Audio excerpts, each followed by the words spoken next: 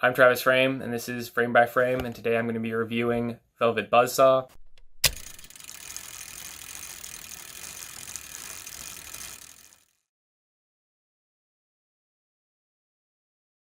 So Velvet Buzzsaw is the newest movie from writer-director Dan Gilroy, and it stars Jake Gyllenhaal, as well as a bunch of other actors. So the reason I don't remember the other actors is because the movie is completely forgettable. There is really nothing that stands out except for two particular scenes with Jake Gyllenhaal. The movie overall is about these art dealers that come across this dead artist's work and basically try to take advantage of his death and the artwork to profit, and the art gets revenge against them, I guess. Which, it sounds interesting, and you would think that because I love Nightcrawler, it's probably maybe in my top 50 of all time. Jake Gyllenhaal is one of my favorite actors of all time. You'd think that a movie that's made very similar, made by the same, not made similarly, it's made by the same person with the same star, you'd think that I would like that, but I did not. I felt like this movie is a complete waste of a great premise, a complete waste of potential. All of the actors, besides Jake Gyllenhaal, seem very phoned in. Even John Malkovich, who I normally really like, his character I just don't feel like has any purpose in the movie other than to just kind of be there and be like, oh, John Malkovich is in this. And that really bothered me. I don't like when movies do that, when they just have an actor just to, say they have an actor. It's like, if the actor doesn't add anything to the movie, it's dumb. And all of the scary scenes I could see coming from a mile away. When the art is about to take revenge against someone, I could tell, okay, that piece of art's going to do this. And it's like, there's no suspense, there's no build up. One of the reasons I like Nightcrawler so much is because I feel like there's tension. It builds and builds and builds as the movie goes on. And this movie had none of that. It had no interesting characters, really. Even Jake Gyllenhaal's character is not that interesting. I just feel like he did a good enough job, because he's a great actor, that he was able to salvage the very lackluster script. And you'd think that with the amazing cinematographer that the movie has, that the cinematography would be better. But honestly, I just felt like it was kind of stale and bland.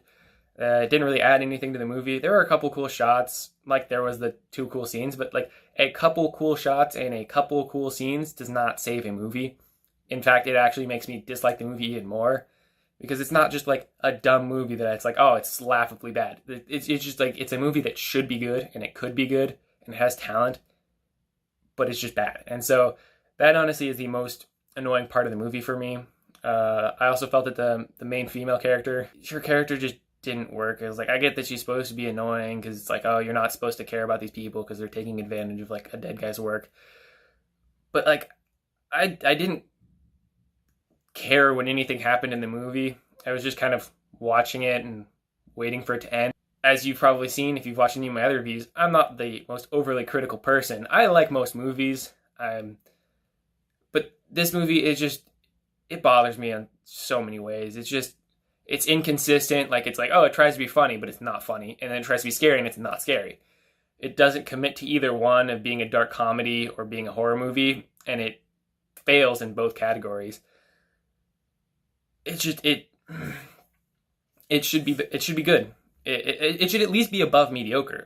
I should at least be able to say, yep, I watched it and I enjoyed it. But no, I watched this movie and I felt like I wasted my time.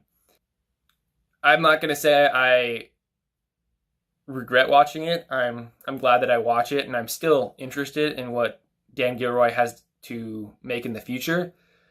Simply because I like Nightcrawler so much, I think I will give him a pass for this one.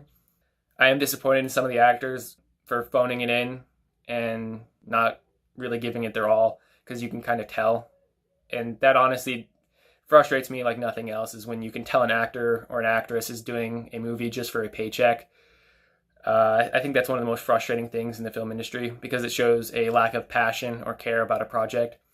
And that's overall what this movie kind of felt like. It kind of felt like they cared about it to start, and then they just stopped caring. And similarly to them, I started interested in the movie, and very soon I stopped caring.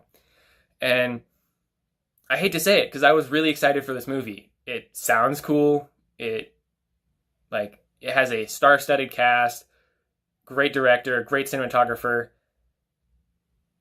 and it just doesn't come together. And I just hope that Dan Gilroy can fix this for the future, and I hope Jake Gyllenhaal maybe chooses his movies.